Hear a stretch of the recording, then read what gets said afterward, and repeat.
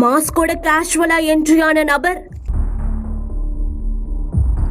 நொடியில் கதறிய கடை உரிமையாளர்.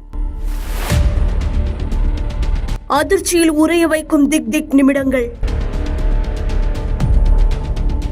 மகாராஷ்டிரா மாநிலம் புனேல இருக்க வார்ஜி பகுதியில மளிகை கடை ஒண்ணு செயல்பட்டு வருது. அந்த கடைக்கு இரவு நேரத்துல மாஸ்க் கேப் போட்ட மர்ம நபர் கேஷுவலா என்ட்ரி கொடுக்கிறாரு.